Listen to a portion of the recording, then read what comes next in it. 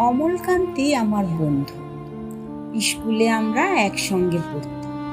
রোজ দেরি করে ক্লাসে আসতো, পড়া পারত না। শব্দরূপ জিজ্ঞেস করলে এমন অবাক হয়ে জানলার দিকে তাকিয়ে থাকতো যে দেখে ভারী কষ্ট হতো আমাদের।